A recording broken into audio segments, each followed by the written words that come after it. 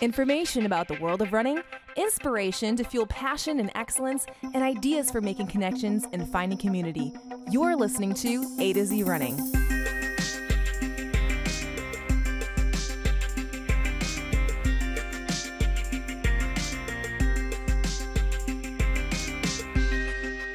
Hi everyone, welcome to the A to Z Running Podcast, where we help runners thrive. I'm Andi. I'm Zach. And today on the A to Z Running Podcast, we're continuing with the theme of how to get the most out of our running. And today, we're talking about how to get the most out of the more common workouts, such as long runs or interval workouts. And while you listen for these three things. Know your workout's purpose.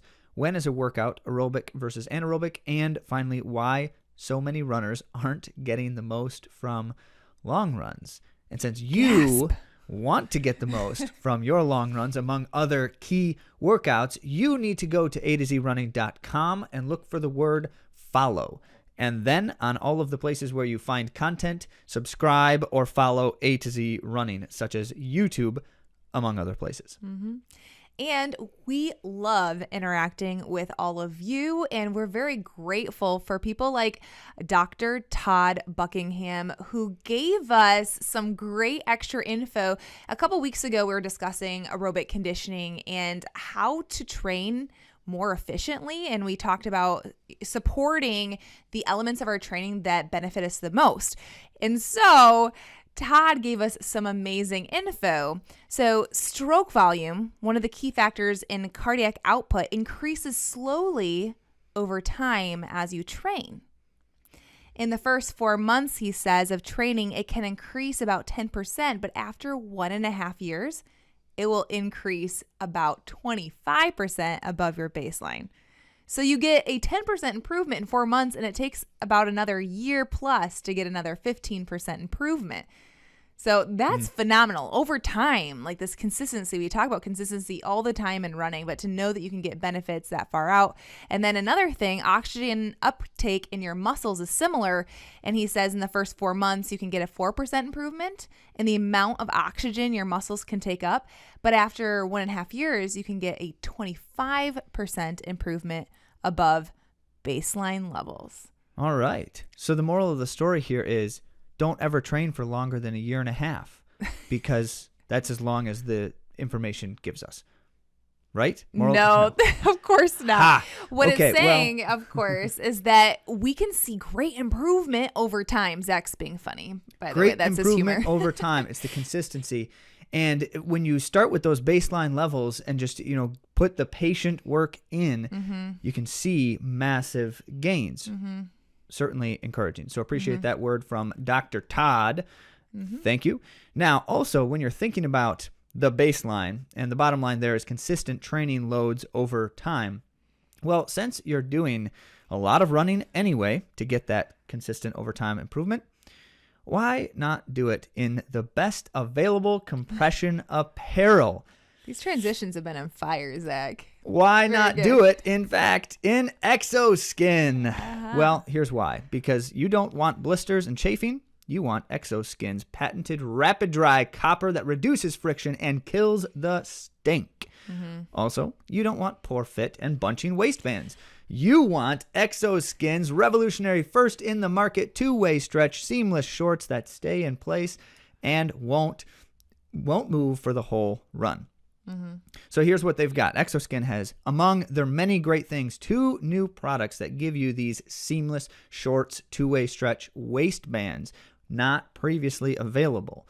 The first is the Exo underwear, super lightweight, liner short featuring the 2 stretch waistband.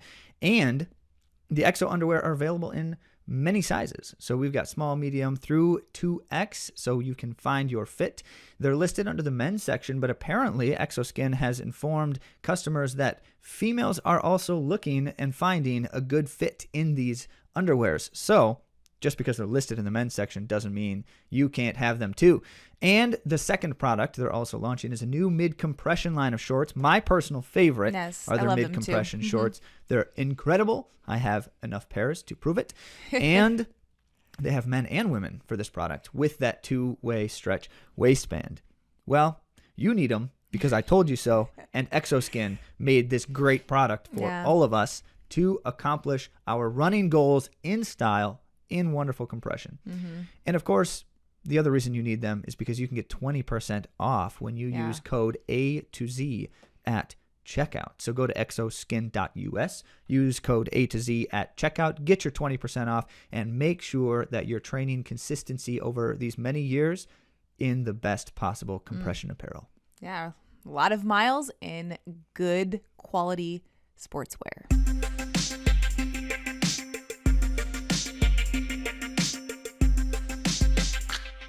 Well, as we like to do, before we get into the world at large, let's share something close to home from the world of running. This is another great success by one of our very own A to Z running athletes.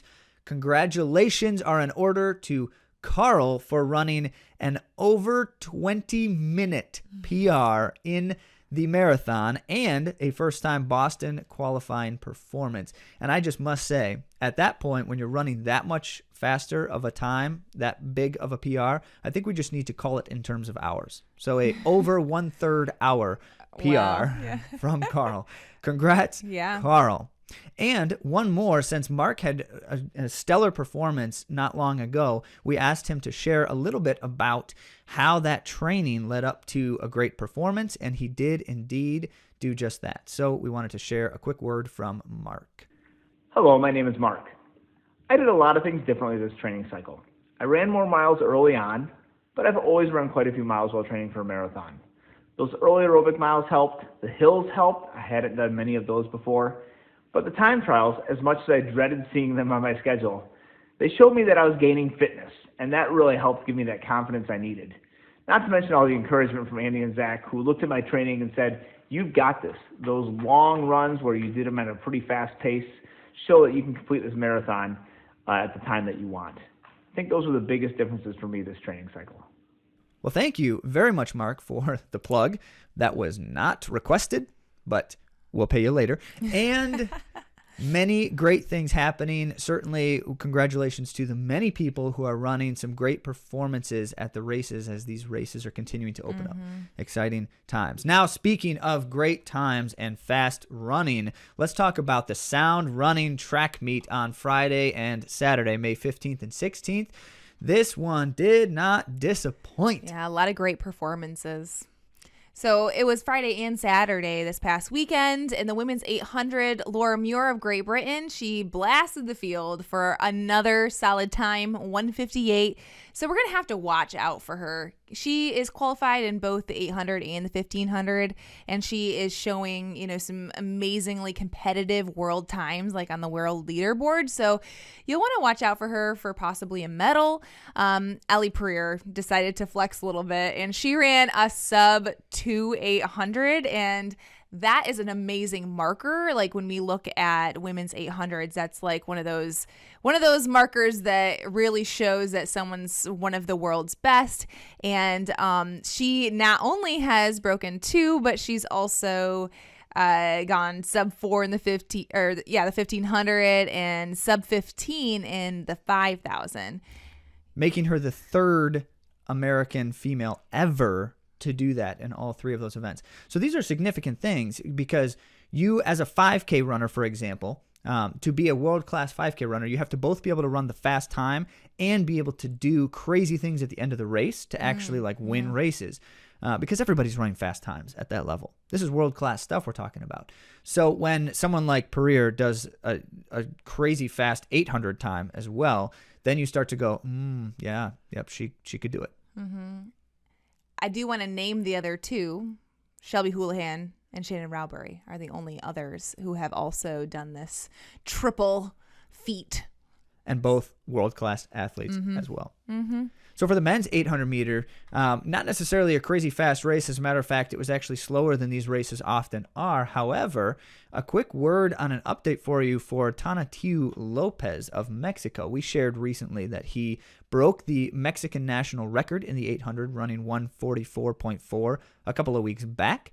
Well, we just recently learned more about him.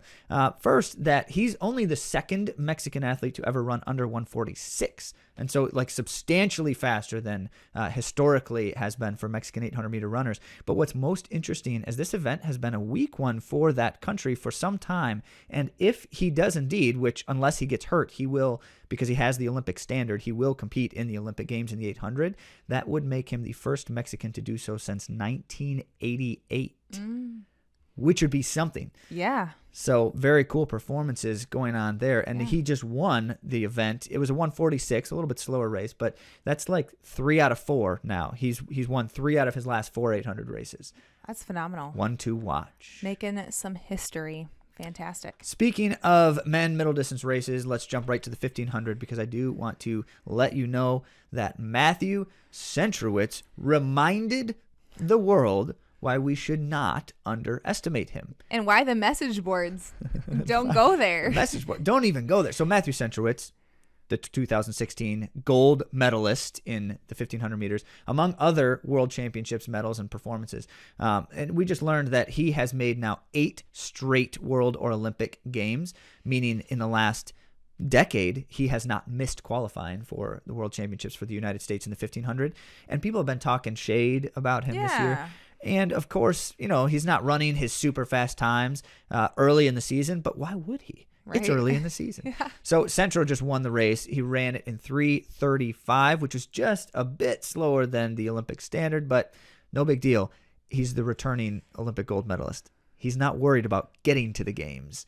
He's worried about showing up at the games. And that's exactly what he's showing he can do. And by the way, quick side note. So first of all, they're talking funny things. The headline that Let's Run had was called Centro and the Kids, because in the top 4 U.S. current times in the 1500, Matthew Centrowitz at 31 years of age is second. The other 3 of those 4 are 21 or younger. And so he's a decade older than the other guys, which is funny. Also, though, the number 1 time by Notre Dame's Yared Nuguse ran 3:34, which is an Olympic standard, solo at the preliminary rounds of the ACC Conference Championships. Oh, wow. Yes. That's surprising. And did it. He won the race by like 8 seconds. Did it simply because, 1, he could, and that means something. And 2, he didn't have an Olympic standard. And so in his mind, if he was fit and ready to go, he just had to do it. So no pacers, no rabbits, literally just by himself on the track. I mean, there were other guys in the race somewhere back there. And he just obliterated the time. It was great. Oh, by the way, also an NCAA record. So let's be watching for him at the Olympic trials as well. That's very exciting. Now, an update on a former guest, Kate Grace. She ran the 1500 and got her Olympic standard. So I did want to note that. So now she's qualified in both the 800 and the 1500. And people are speculating that she'll try for both because there is opportunity for that at the trials. They're far enough apart that it's very doable for her to try her hand at both. Speaking of women's races, how about the 10K? The 10K. So Andrea Seikafen, she had a new Canadian record. She earned herself a new Canadian record and Olympic standard running 31:13. And this was her first win ever in the 10,000 meters. Wow. And she did it quite quickly. Quickly. Yep, that is the truth. Very quickly. So Edna Kurget, running for the U.S. Army, took second in 31:21. Very fast time for her. So she's not someone I'm super familiar with. And I want to make sure that we are talking about her on the podcast because she is a contender to represent Team USA at the Olympic Games. And then Sarah Hall running over a minute PR to qualify herself as well for that 10K with the Olympic standard. And she ran 31:21. So they were within like 0.25 seconds. There was a race there going on. Very exciting stuff. And I love what she put on Instagram. She wrote the quote, "So you're telling me there's a chance." Yes. Like the good quote. Well, so the significant thing here is Sarah Hall, in a similar situation to many great marathoners over the years, did not have the marathon race she wanted at the Olympic trials, and so didn't qualify for the U.S. team. Now, as a consequence, the fallback is, well, I guess I could try in the 10K on the track, as marathoners tend to do. But not very many of them are good enough, both at the marathon level and fast enough on the track to run Olympic standards in the 10K. except she is. Yep, she definitely is. Speaking of that marathon back in 2020 in February, one of our qualifiers for Team USA, who will represent us at the Olympic Games, Sally Kipyega, was also in that race, showing her strong fitness and her fast running 31:30. Which is also only 5 seconds off the Olympic 10K standard. So not too bad. A lot of fast American women in the distance races lately. Men's 10,000 was dominated by Morocco's Zuhair Talbi. And most significantly here, he runs collegiately right now for a small NAIA school. Go which NAIA. is quite incredible to see someone from an NAIA school running 27:21 for an Olympic standard in the 10,000 meters. That is incredible. So fast. It also means he's chopped off like 2 minutes in his 10K time in the last 18 months or something like that. Yes. That's so much. Yes, it is. And there were 2 others in the race running the Olympic standard, which, by the way, is 27:28, as a reminder. 2 Americans ran under 27:28, them being Emmanuel Bohr and On Athletics Club's Joe Klecker. Joe Klecker. Congrats. Absolutely. And former guest on the AtoZrunning Podcast, Martin Hare, ran an 11-second PR, which is a U.S. Olympic Trials qualifier time of 27:57. Solid. Nice work, Marty. Under 28 minutes for the first time in the 10K. It looks great. That is a good look. All right, well, just one other quick thing here, and this was on May 15th in Colorado. We've been telling you about some state records going down lately, and well, it just so happens that the same thing's happening in Colorado. This time, 2 records in one day, not by the same person, but there's an interesting backstory there. Parker Wolf ran a new 3,200-meter record, running 8:55, blazing fast, and then later that day, Harrison Witt broke the new 1,600-meter record to run 4:05. But guess who had that 1,600-meter record? Parker Wolf, who later that morning broke. So for a brief period of time, this is so unfortunate because it was only a matter of hours, Parker Wolf held the Colorado state records in the 1,600, 3,200, and the 5,000-meter.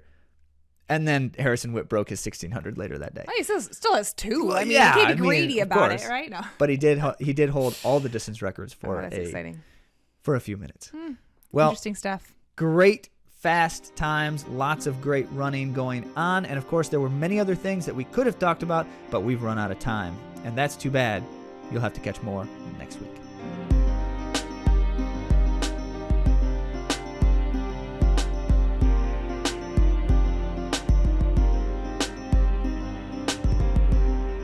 So as promised, for our main topic, when we're talking about how to get the most out of running and then how to get the most out of workouts, we're going to discuss a couple specific common workouts, starting with the long run.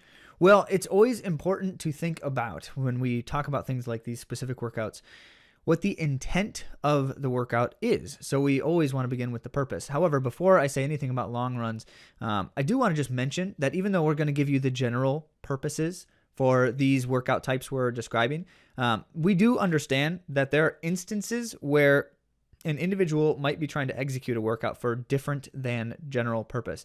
And the example I give is, a savvy coach will often find creative ways of applying certain workouts based off of what an athlete needs in a given moment. That can be the case. And so what I'm about to say is not a rule for everyone all the time, but it is kind of the guiding things as we think about what does the running universe understand about these kinds of things, and how can we best apply them based off our understandings of the human body. So some of your generalizations. For long runs, the purpose tends to be predominantly just energy system, aerobically speaking, development, and leg strength. And I guess the mindset here is probably, if we could, it would be best for all of us to be running as long as possible every day.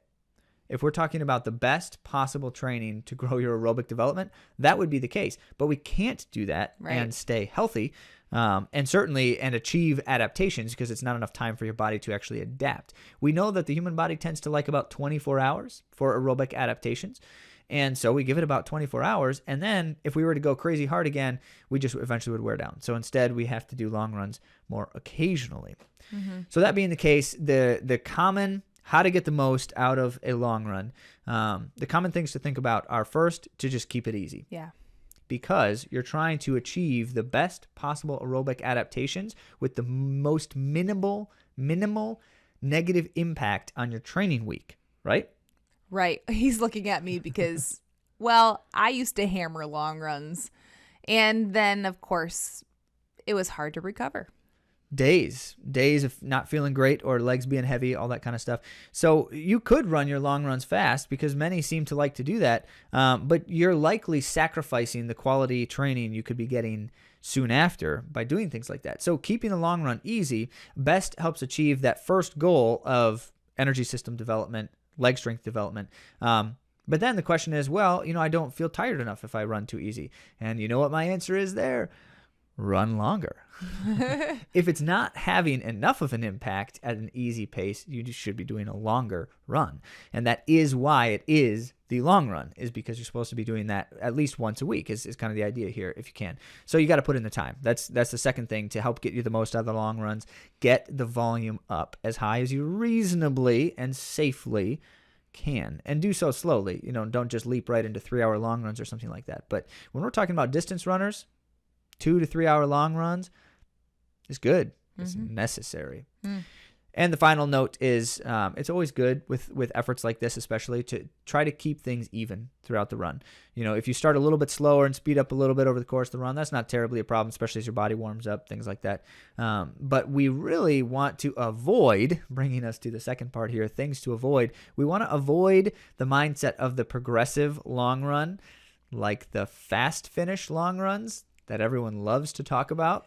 Zach, I think you're going to ruffle some feathers here. I'm going to ruffle some feathers on purpose here. Don't do those fast finish long runs most of the time. Okay, yes, there is actually a place for runs and workouts like that.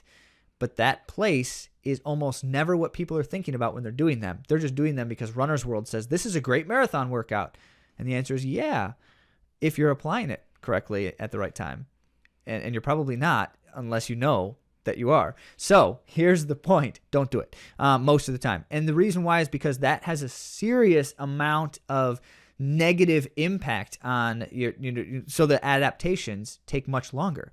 And as a result, you can't necessarily get high quality training in as soon as you would like to and need to, or you're taking more time to rest and losing the benefits of what you'd be doing in training.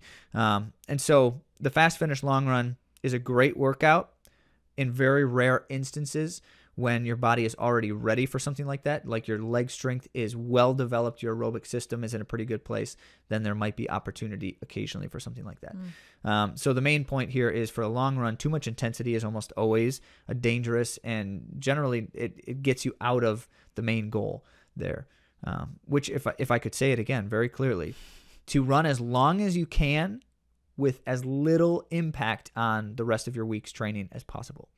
So that's how you get the most out of your long runs. Oh, very good. So now we're going to move on to sub-threshold. And Zachary, what is the purpose of that?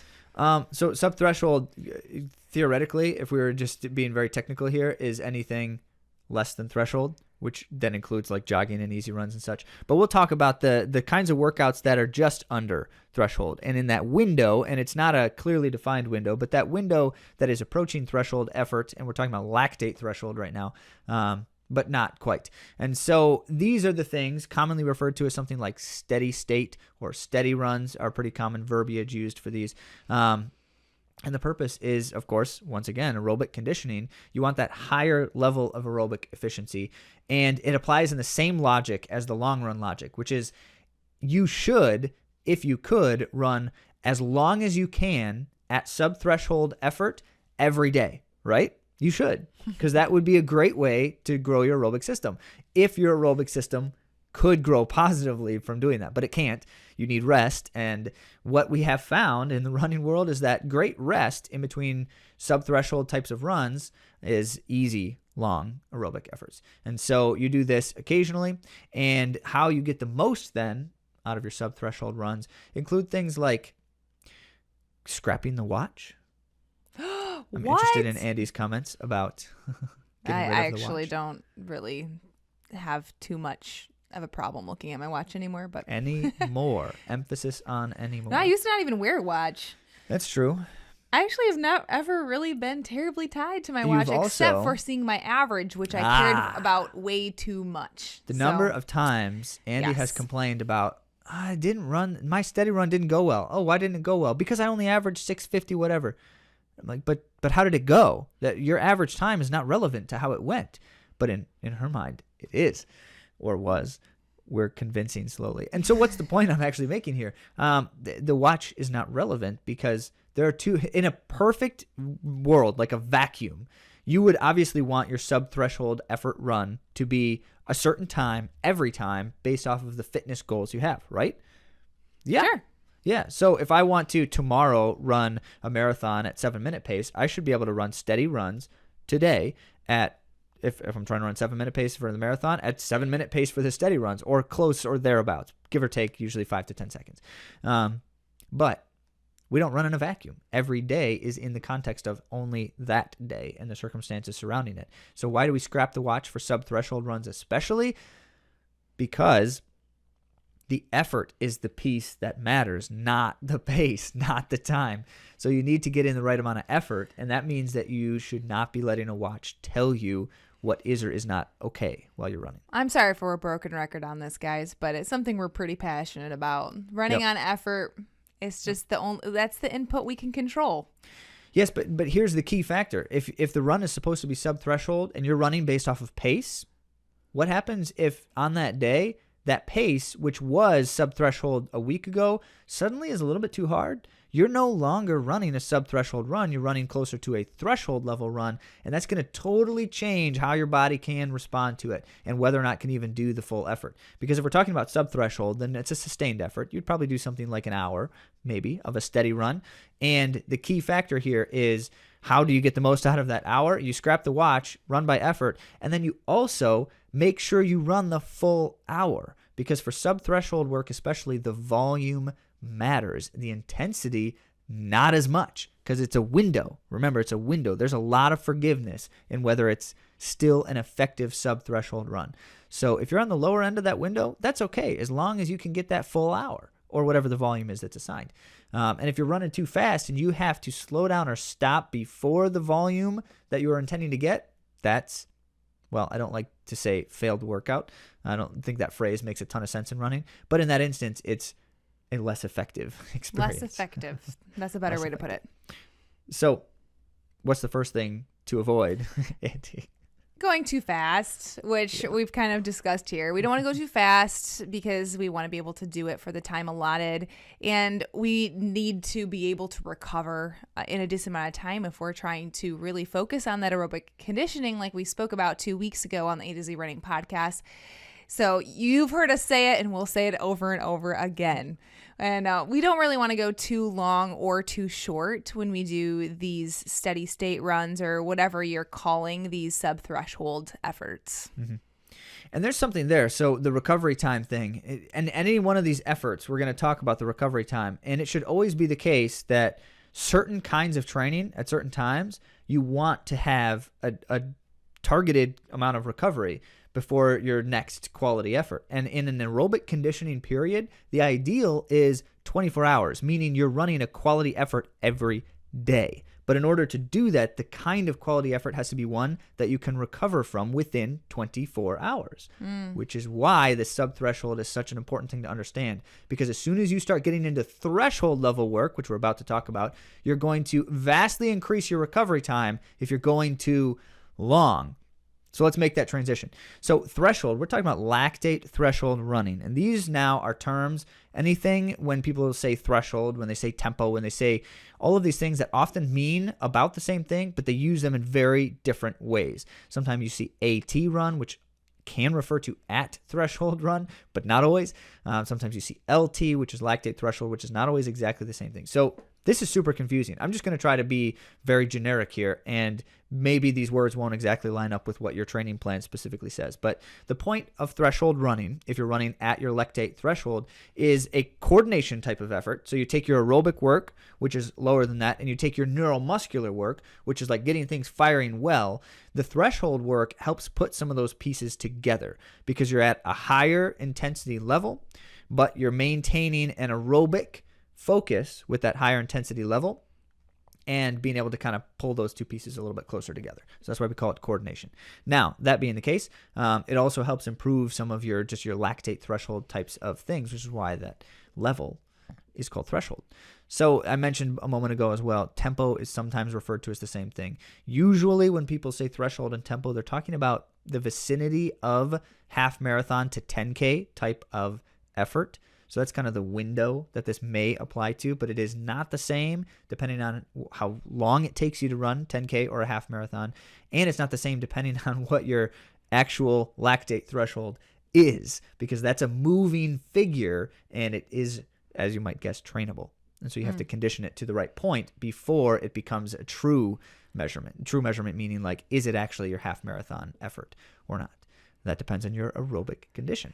If you're running right now and you're listening to this podcast, we're going to have some notes at AtoZrunning.com. So we don't mean to wear out your mental stamina right now. So yeah, I just wanted to put that out there as Zach's rambling on about science. Parsing concepts and terms. Well, if we're sticking with that just generic impression of the concept of threshold running, how do you get the most out of that kind of an effort? And the first thing to think about is you really need to keep the volume lower rather than higher. And it's been argued, and Lydiard certainly said this, Keith Livingstone, Dr. Livingstone said it as well, and then you see traces of this in a lot of Jack Daniels' work, although it's applied in very different kinds of ways depending on the workouts. But your true tempo, your true threshold type of effort probably gets its maximum benefit around 20 minutes. So it's like, if you're running 6-minute pace, then that's, what is that, 3.5 miles? My math is terrible. That's not 3.5 miles, but you know the point. So 20 minutes worth of work, and at threshold for 20 minutes is about right. That doesn't mean that the workout has to necessarily end there. It just means that you probably should stop and take a rest at that point. I know a lot of coaches out there like to do... Not stop, jog. Yes, you're right. That's what I mean. Okay. You never stop when you're a runner. Stopping means jogging. I'm just saying, because a lot of people will stop in between things. So I just want to put it out there. Jogging, rest.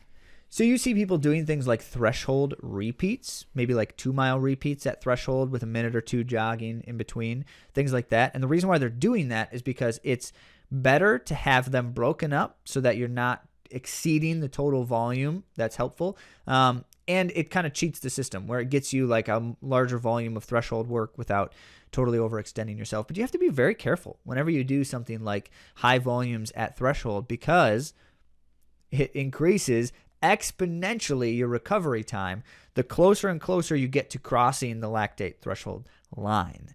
And that is usually not something you know until after you've done it, which we'll talk more about in a moment with the next workout type. So don't overdo it is kind of the point here. To get the most out of threshold work, be okay with simple and small. And as long as you're at the right intensity level, that's going to be good. Good deal. So then keeping sure to avoid not just doing it too fast or too long, but also doing too many of them too early in your training cycle. And the idea here is... love to do track work. Yes. So this whole thing of like tempos, like you see this a lot on training plans, like do a 3-mile tempo, do a 7-mile tempo, that kind of stuff. And you'll see that early in training cycles for marathoning, especially, a lot. And that makes very little sense, because the lactate threshold work only really truly is effective when your aerobic condition is already high. If your aerobic condition is not high, threshold running has minimal impact on your total fitness compared to other workouts available to you. It can have impact, but sometimes in the wrong direction. Oh yeah, it can definitely do that, delaying recovery time and things like that. But here's what's fascinating, and I always bring this up when I'm talking with our athletes, because you'll see study after study that say they took, and they always say like elite level or high level athletes, competitive runners, and they introduce in a control group and in a test group, they introduce like every other day tempo or threshold, depending on the study, they term it differently, workouts. And they're trying to test the effectiveness of building your aerobic capacity or VO2 max, or depending on what they were testing for. And they always find dramatic results of like beneficial results of introducing this threshold work. And then they say, see, threshold running is a great workout type. And they do it. They follow the standard like 20 to 30 minutes worth and stuff. They do it well, high quality execution. but they always say, see, this proves that it's great. However, they're never taking into account, or very rarely, I saw one study that might have actually taken this into account. What was the athlete doing for like the 6 to 8 weeks before they started this threshold work in the test group? And the answer is always an athlete with a well-established base, aerobic condition well-established, is always going to see those high-quality positive results. And an athlete without the base sees minimal change in their overall fitness. And they've even noticed in some studies negative or decline in their overall fitness because they don't have their aerobic condition established. You're very passionate about this, I can tell. And it's just amazing. It's amazing because we look at a study and we say, hey, it proves that this is a great workout. Let's all do this. And the answer is there's more information we're missing. So yes, threshold running, the thing to avoid is doing it too soon in your training cycle. There's a lot of potential positive benefit, and you get it fast. It doesn't take more than a few weeks of repeated threshold work to see significant gains, but only after your aerobic condition is well established. Now, let's transition, because that's only one of the ways you see some of those kinds of gains. The other way that many achieve that is in any kind of super threshold running. That's me just making up a term because no one calls it that. Anything beyond threshold is super threshold, right? But most commonly you have certain types of workouts like anaerobic or VO2 max intervals or glycolytic intervals, or there's a lot of different terms out there. And the idea here is this is where you get into the intensity work, where you're trying to put your system beyond its aerobic capacity. And so you're entering the anaerobic space. And these are really interesting workouts with great risk and not a lot of reward. Zach, they're so fun. Oh goodness. So yes, and so many, like people say speed. I want to do speed work. Well, first of all, anaerobic intervals, that's not speed work. By definition, that's not speed work. It's not changing your maximum speed. Speed work is like sprinting, right? Like 100-meter repeats or something. But anyway, that aside, that's not really the point here.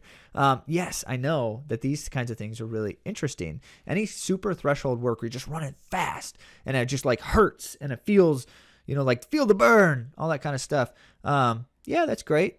Not going to move your fitness dramatically just by the science. Your anaerobic capacity, by the way, can only occupy a certain % of your total aerobic condition. By the definition of how your systems work with each other, it simply can't be much beyond what your aerobic condition is capable of.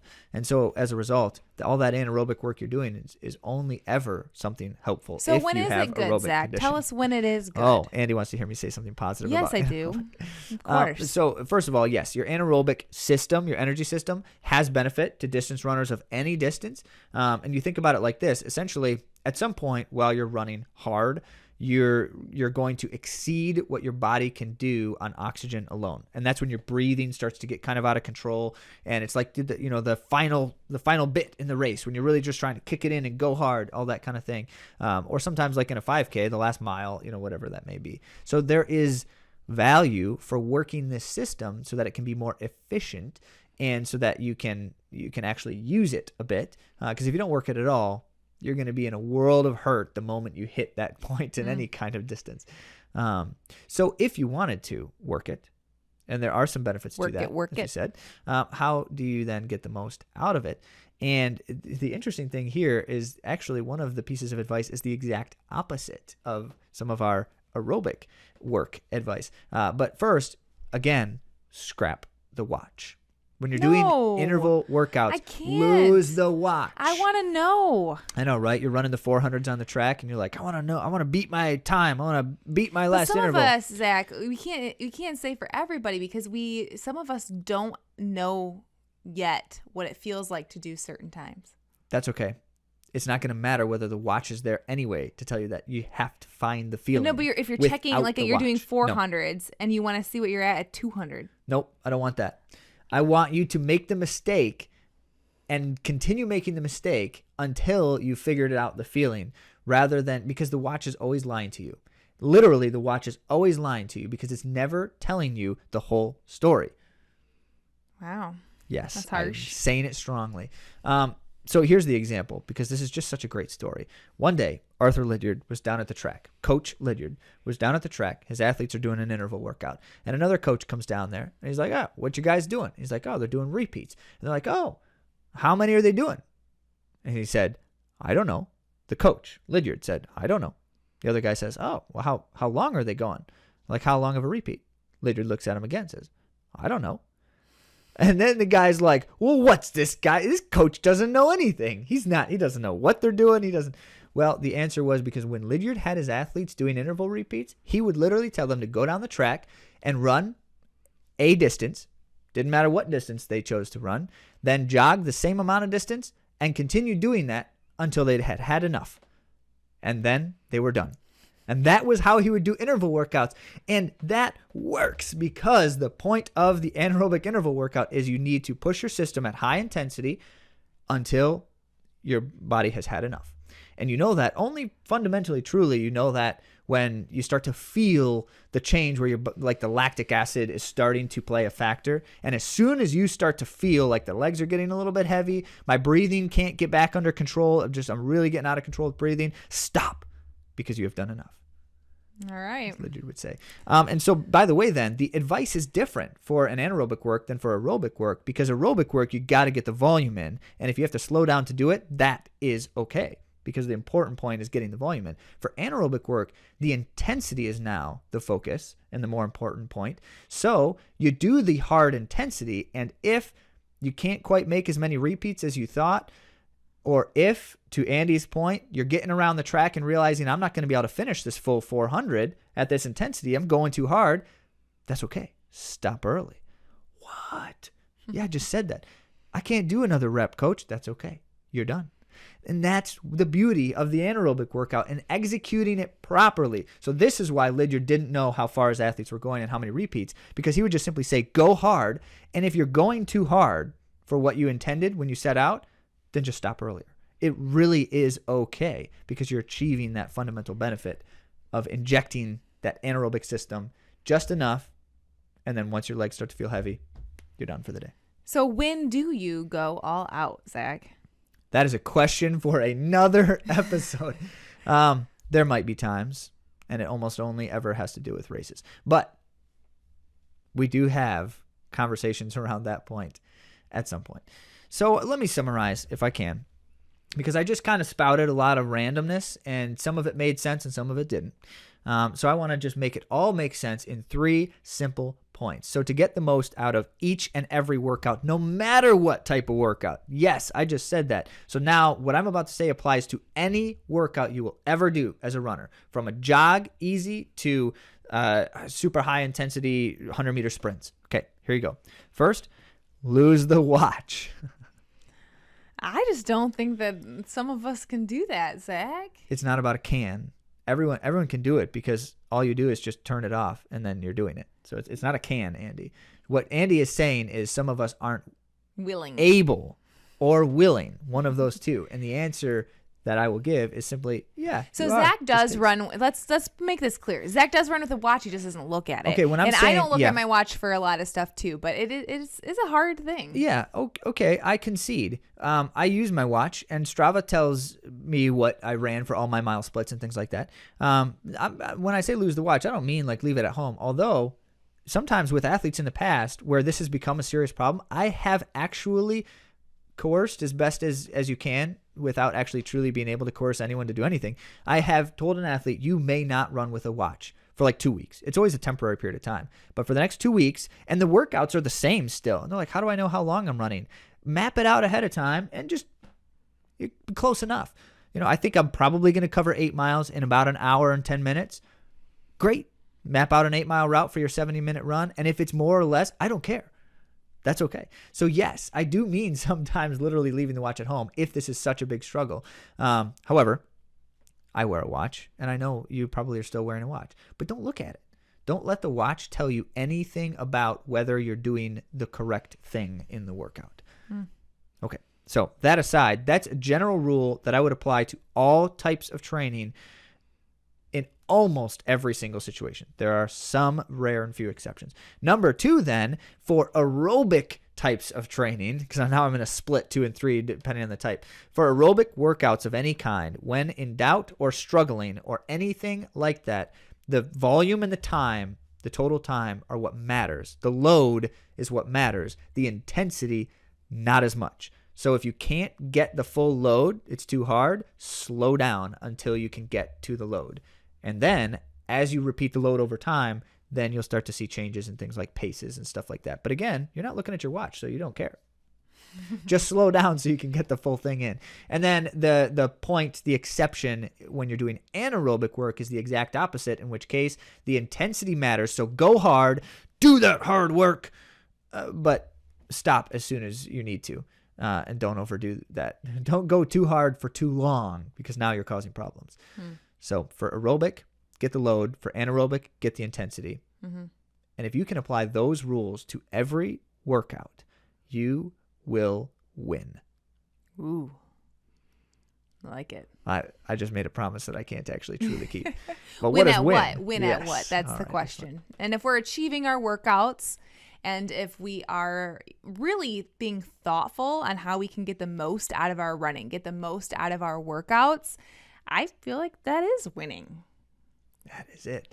So now, because you have mastered everything we just talked about, you can ignore what I'm about to say. But for your friend who might need some help mastering that, let them know that at AtoZrunning.com, look for the word coaching, and we are happy to talk. And you know the best thing? Even if you've mastered it, you still want to coach? Yes. You know, the best thing about working with a coach, and I'm not saying this to plug our services as much as to reflect on our experiences as athletes over the years. The best thing is that it means I don't have to figure it all out by myself. I can work with other people, and whether that is literally truly my coach or talk to other runners, like that's the community piece about running that really makes us better as athletes, because we're not doing this alone. And we're here to help if you feel like you are doing it alone. Very good. Well, thank you all so much for joining us yet again on the AtoZrunning Podcast. We'd love to connect with you, so feel free to reach out. And if you haven't left a review yet, we'd love to have you leave one for us. It really does help out the podcast, and we appreciate you so far, all of your support in helping the AtoZrunning Podcast grow. So thank you all, and we'll talk to you next week.